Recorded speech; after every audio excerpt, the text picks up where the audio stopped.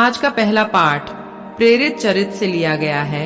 अध्याय 22, वचन संख्या है 30, 23, 6 से 11 तक। दूसरे दिन कप्तान ने पौलुस के बंधन खोल दिए और महायाजकों तथा समस्त महासभा को एकत्र हो जाने का आदेश दिया, क्योंकि वह यह निश्चित रूप से जानना चाहता था कि यहूदी पौलुस पर कौन सा अभियोग लगाते हैं। तब उसने पौलुस को ले जाकर महासभा के सामने खड़ा कर दिया। पौलुस यह जानता था कि महासभा में दो दल हैं, एक सदूकियों का और दूसरा फरीसियों का। इसलिए उसने पुकार कर कहा, भाइयों, मैं हूँ फरीसी और फरीसियों की संतान। मृतकों के पुनरुत्थान की आशा के कारण मुझ पर मुकदमा चल रहा है। पौलुस के इन शब्दों पर फरीसियों तथा सदूकियों में विवाद उत्पन्न हुआ और उनमें फूट पड़ गई, क्योंकि सदूकियों की धारणा है कि न तो पुनरुत्थान है, न स्वर्गदूत और न आत्मा, परंतु फरीसी इन पर विश्वास करते हैं। इस प्रकार बड़ा कोलाहल मच गया। फरीसी दल के कुछ शास्त्री खड़े हो गए और पुकार कर कहते रहे, हम इस मनुष्य में कोई दोष नहीं पाते। यदि कोई आत्मा अथवा स्वर्गदूत उससे कुछ बोला हो तो। विवाद बढ़ता जा रहा था और कप्तान डर रहा था कि कहीं वे पौलुस के टुकड़े टुकड़े न कर दें। इसलिए उसने सैनिकों को आदेश दिया कि वे सभा में जाकर पौलुस को उनके बीच से निकाल लें और छावनी ले जाएं। उसी रात प्रभु पौलुस को दिखाई दिए और बोले, धीर बने रहो। तुमने यरूशलेम में जिस तरह मेरे विषय में साक्ष्य दिया है, तुमको उसी तरह रोम में भी साक्ष्य देना है। यह प्रभु की वाणी है। आज का सुसमाचार संत यूहन्ना के पत्र से लिया गया है।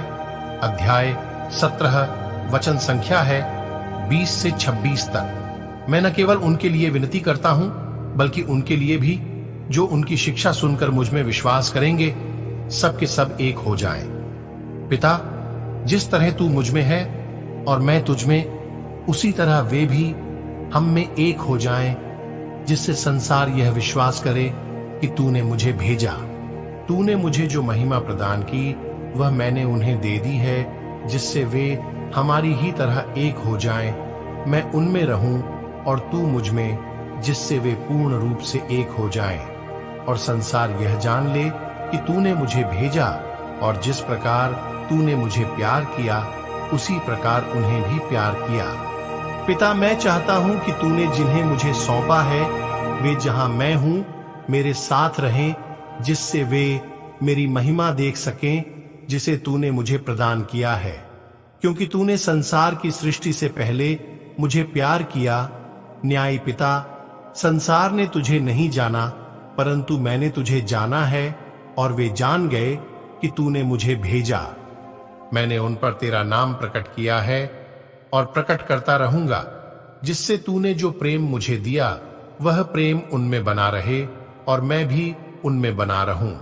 यह प्रभु का पवित्र सुसमाचार है। मनन चिंतन। मैंने पूरी पवित्र बाइबल को पृष्ठ दर पृष्ठ पढ़ा है, और इससे मुझे एक बात समझ में आई है कि पवित्र बाइबल मानव इतिहास की एक ऐसी कहानी है जिसका कथानक है, ईश्वर मनुष्यों के साथ एक होकर रहना चाहता है। उसने अदन वाटिका में प्रथम मनुष्यों को इसी उद्देश्य से रखा था, परंतु शैतान की ईर्ष्या तथा मनुष्यों की अवज्ञा के कारण इंसान ईश्वर से दूर होता चला गया।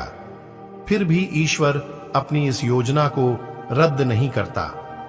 वो फिर से मनुष्यों को अपनी आदि संगति में लाना चाहता है। पुराने विधान में बादल, आग के खंबे, विधान की मंजूषा, यरूशलेम मंदिर आदि प्रतीकों में ईश्वर मनुष्यों के बीच आकर रहता है, परंतु नए विधान में वह स्वयं मनुष्य बनकर हमारे बीच निवास करता है।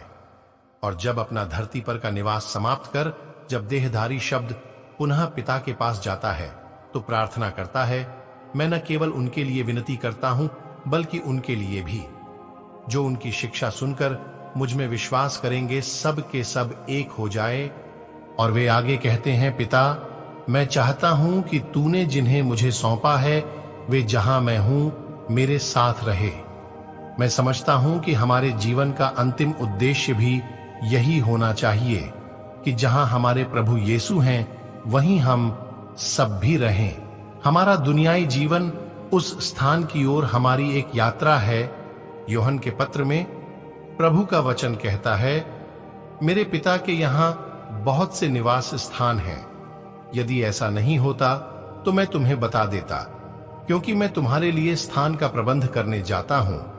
मैं वहां जाकर तुम्हारे लिए स्थान का प्रबंध करने के बाद फिर आऊंगा और तुम्हें अपने यहां ले जाऊंगा, जिससे जहां मैं हूं वहां तुम भी रहो। आइए प्यारे भाइयों और बहनों, हम प्रभु के साथ पुनः एक होकर जीने के लिए खुद को तैयार करें। हम सभी आज अपने आप को जांचें कि हम क्या प्रभु के साथ रहने के लिए तैयार हो रहे हैं। आइए हम सभी आज के वचन पर मनन चिंतन करें। आप सभी को परमेश्वर आशीष तथा शांति प्रदान करे। आमीन। प्रार्थना। हे प्रभु यीशु, मैं आज हमारे मसीह भाई बहनों के लिए प्रार्थना करता हूं। पिता, वे सभी आपके राज्य की राह देख रहे हैं। आपके राज्य में वे आपके साथ रहना चाहते हैं। पिता, पर वे इस संसार की अनेक प्रकार की बुरी संगति में पड़ गए हैं।